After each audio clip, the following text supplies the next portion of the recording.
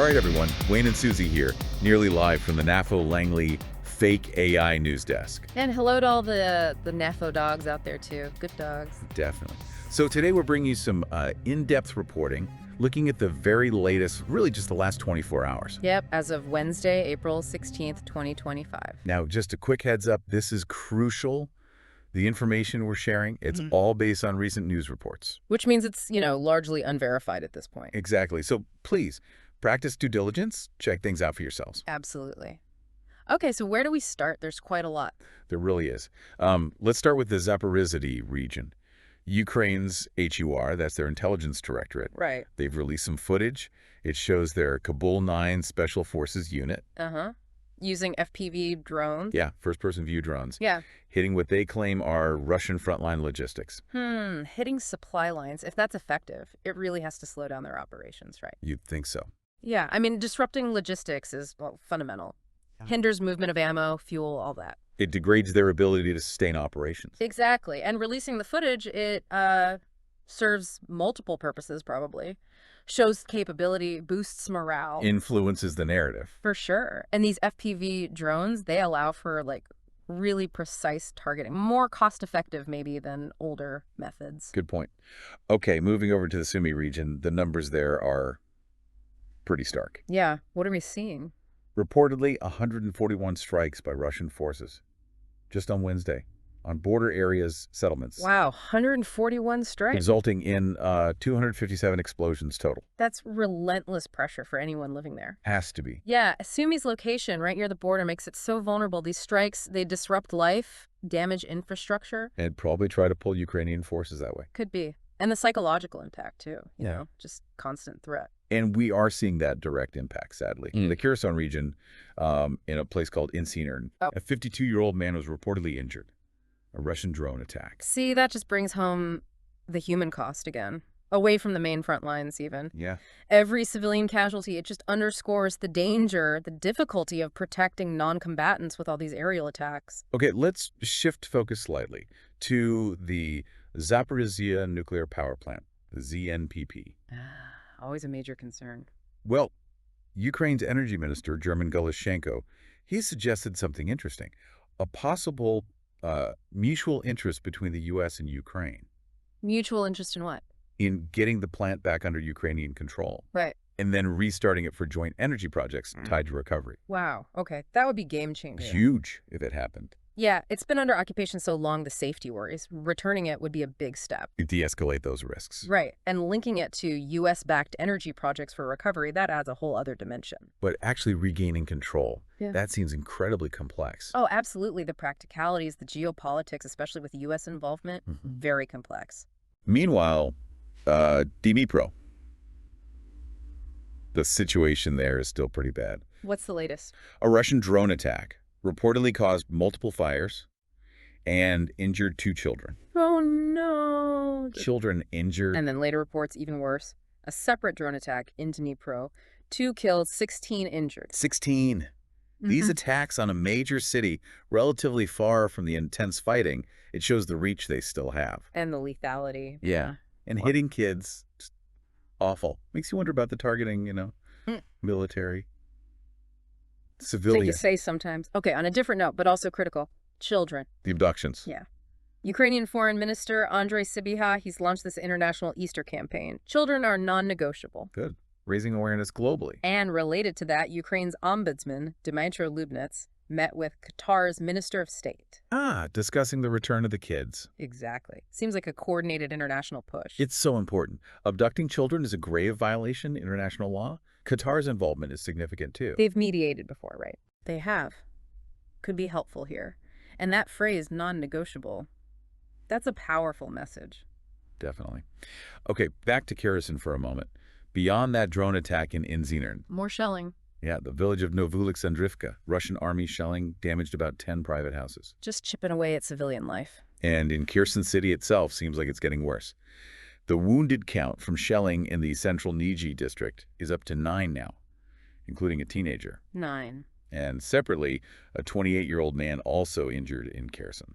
Just to sustain pressure, it feels like. Yeah, Kherson's location, near occupied areas, its history, Makes it really susceptible. It destabilizes things, disrupts normalcy. Okay, switching to diplomatic efforts.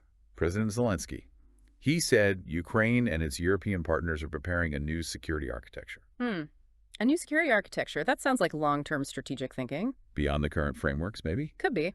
Looking for more durable guarantees, perhaps. Stronger bilateral deals, regional partnerships.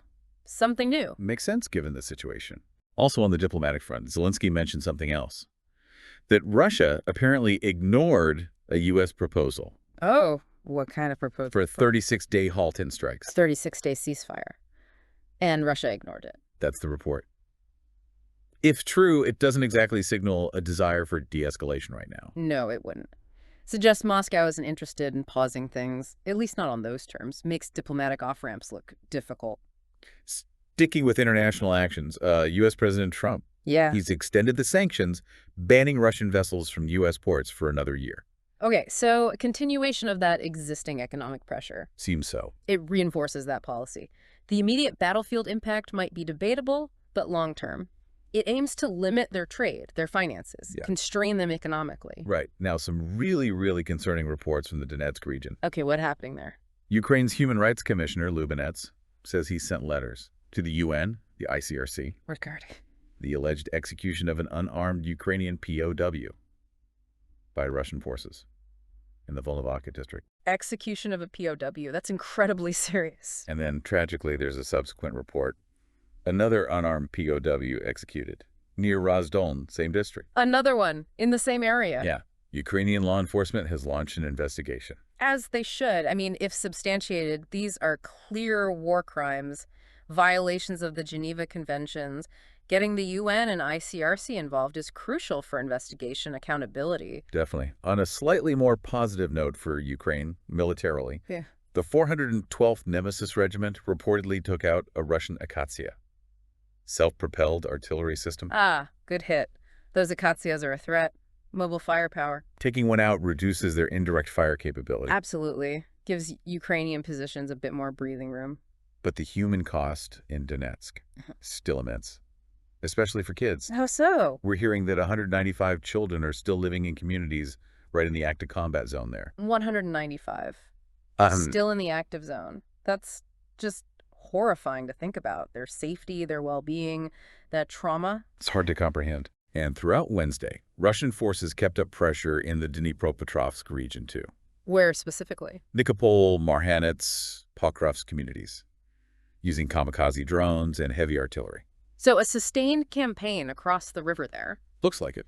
Using both types of attack suggests a sort of layered approach. Keep hitting them, keep disrupting things. Let's shift focus to Germany for a sec. Okay, what's the view from there?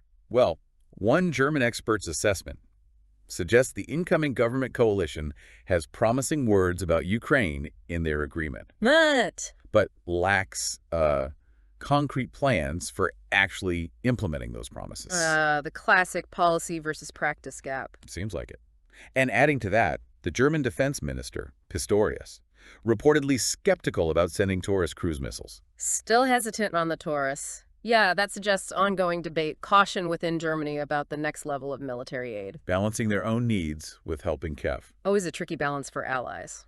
Diplomatic calls still happening, though. President Zelensky spoke with Finland's president, Alexander Stubb. Good. Keeping those lines open with allies like Finland is vital. Sharing info, coordinating efforts. Exactly. And Finland, given their own recent security shifts, they probably have a unique perspective to share, too. Now, this number is just staggering. War crimes. The documentation effort. Yeah. As of April 16th, 2025, Ukraine has reportedly registered 159,000 war crimes since the full-scale invasion started. 159,000. That scale? It's almost impossible to grasp if even a fraction are verified. It points to a widespread pattern. Absolutely. In investigating all of that, a monumental task, but essential for justice down the line. And even agreements meant to provide some relief seem fragile. Like the energy truce. Exactly. Yeah. Transform Ministry says Russia has violated it more than 30 times since March 25th. Over 30 times. The Kyiv Independent reported something similar, I think. Yeah. Suggests a real disregard for protecting even civilian infrastructure under these limited ceasefires. It really does. Targeting energy infrastructure has such severe humanitarian knock-on effects. Makes you question the credibility of future deals. Okay, shifting to Ukraine's domestic economy. Agriculture. What's happening there? Minister Koval announced a change in supporting livestock farming, moving towards medium-term planning, Why the shift? acknowledging a big decline in the cattle sector over decades, so a longer-term vision for recovery. Strategic shift even amidst the war. Shows resilience, adapting support for sustainable recovery. That's smart. And President Zelensky made a pretty big claim about weapons production. Oh, yeah. Said over 40% of weapons being used on the battlefield are now produced in Ukraine. 40%. Domestically produced. That's significant. Yeah, the Kiev Independent quoted him saying, Ukraine will do more and more to guarantee its security on its own and together with partners. Building self-reliance. That's a huge development for long-term security. Less dependence on external suppliers, more strategic autonomy. Makes sense. On the economic front with the U.S. The more developments there. Seems like it. Deputy Prime Minister Sviardenko announced Ukraine and the U.S. are close to signing an economic partnership memo. Okay. And what does that involve? And establishing an investment fund for reconstruction. She cited significant progress. An investment fund. That could be crucial. Yeah, Kyiv Independent backs this up. Zelensky apparently said the deal on critical minerals is going in a positive mood. Minerals, too. And Sviardenko confirmed they're prepping for a formal conclusion. Bloomberg even reported the U.S. softened some demands on payback for the minerals deal. Flexibility from the U.S. side. That signals commitment. This whole package investment, minerals could be a vital lifeline for reconstruction and long-term stability. Definitely looks promising. Back to the battlefield briefly. Ukrainian forces reported destroying another Russian artillery piece. Which one this time? 152mm 2S5 Jats&S self-propelled howitzer. Jats&S, another high-caliber long-range system. Taking those out is always good news for Ukrainian troops and nearby civilians. Reduces that heavy firepower threat. Precisely. And that Czech ammunition initiative, still moving forward. Seems so. Ukrainian and Czech defense officials met, discussed implementation, but also new long-term contracts. So looking beyond the immediate needs. Yeah, ensuring a reliable, sustained supply of ammo, absolutely critical. Okay, now, Russian troop movements. Yeah. Ukrainian intelligence is reporting something significant. What are they seeing? Russia concentrating most forces in the border areas of Kursk region, and also towards Vovchansk and Lipsy in the Kharkiv region. Concentrating near Kharkiv and Sumy, that definitely suggests potential for intensified operations there. Yeah, and they're also not ruling out North Korean soldiers being involved. The North Koreans in a potential assault on Sumy and Kharkiv. That's the concern. They say roughly 6,000 North Korean troops might still be in Russia's Kursk Oblast. Wow, that adds a whole new, very worrying dimension. Their training, how they'd integrate, huge questions. And the geopolitical signal. Ukraine's Chief Directorate of Intelligence, the GUR, explicitly stated Russia plans to use North Korean soldiers. They confirmed that intent. That's their statement.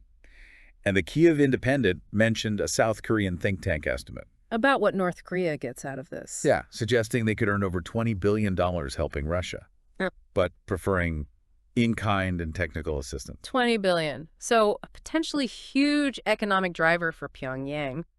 And wanting technical help in return suggests a deeper strategic alignment, maybe. It's a deepening relationship to watch, for sure. Yeah. Meanwhile, inside Russia, an interesting arrest. Oh. The former governor of Kursk Oblast and his deputy. Arrested for what? Embezzling over 1 billion rubles, money meant for border fortifications. 1 billion rubles for border defenses. Yeah. Wow. Corruption on that scale, it must impact their own preparations. You'd think so. Could create vulnerabilities. Definitely. An internal issue, but with potential external consequences. Okay, the EU. They've confirmed discussions are happening. Potentially sending military advisors to Ukraine. For training. EU advisors on the ground for training. That's a step up in cooperation. And Denmark is planning to send unarmed soldiers, specifically for drone warfare training in Western Ukraine. Drone training reflects how important those systems are now. Targeted help from Denmark and the EU advisors, deeper commitment. Italy's also sending aid, financial aid. How much? $28 million reported to help restore Ukraine's energy infrastructure, part of a larger EU initiative. Good. That financial help is crucial for keeping the lights on, basically. Essential services. Absolutely.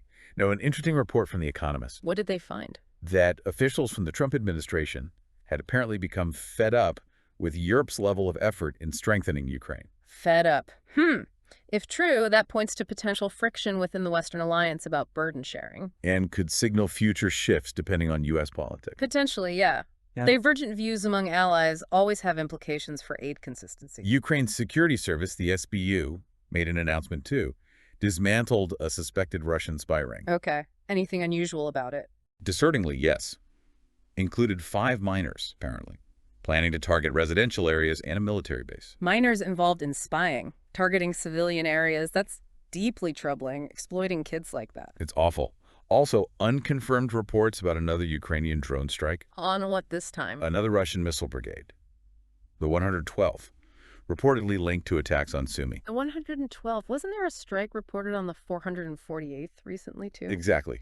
If these are successful, it could really degrade their missile capability in that area. Suggests growing sophistication in Ukrainian targeting, hitting high-value assets like missile launchers. We're also seeing reports about Russia itself.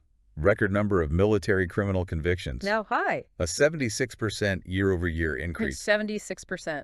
That could mean a lot of things. More discipline problems, maybe dissent, or just stricter enforcement in wartime. Hard to know the cause. But worth noting. Definitely. Summing up the human cost just over the past day, regional authorities report Russian attacks across Ukraine killed at least 1 civilian. And injuries. At least 27 others injured. That daily toll. It's just a constant tragic reminder of the suffering. Every single one is a loss. And one more really alarming claim from Ukraine. What now? Alleging Russia is arming kamikazes drones with chemical weapons. Chemical weapons on drones. If that's true, that's a massive escalation, a potential violation of international conventions. Needs serious investigation. Absolutely. Then there's this odd report, the U.S. State Department supposedly closing its office for combating Russian disinformation. Closing the anti-disinformation office. Now, that seems counterintuitive. Right. Raises questions about the strategy there. Especially when information warfare is so central. Okay, few more quick items. India, reportedly developing a new strategy to boost defense exports, offering cheap loans, potentially targeting traditional Russian arms customers. Trying to undercut Russia in the arms market. That could reshape things long-term. Could indeed. Also, a brief mention of a press conference with Chinese POWs. Chinese nationals captured fighting for Russia. Apparently. Unusual detail. Highlights the strange mix of people involved. Yeah, complex international dimensions. Ukrainian military intelligence also says there was an increase in fires at Russian railroads in March. More fires on the railways. Could indicate sabotage hitting their logistics. Disrupting transport. Yeah. Supplies. Makes sense. And just finally, Secretary Rubio and Special Envoy Witkoff heading to France for Ukraine talks. Okay, ongoing diplomacy. In Hungary, Orban's rival suggested a referendum on Ukraine's EU bid. Could complicate things there. Hungary's stance is already complex. A referendum would add another layer. And lastly, reports that Russia jailed 4 journalists over alleged links to Navalny's foundation. Continued crackdown on press freedom inside Russia. Yeah, all these updates. Diplomatic moves, internal politics, human rights. It's all interconnected. It really is. It shows the multifaceted nature of this whole situation. Far-reaching consequences. All right, that wraps up our in-depth reporting on the unverified news from the last 24 hours. It certainly paints a picture of continued, intense conflict and significant developments on many fronts. Slava Ukraine. Heroyam Slava.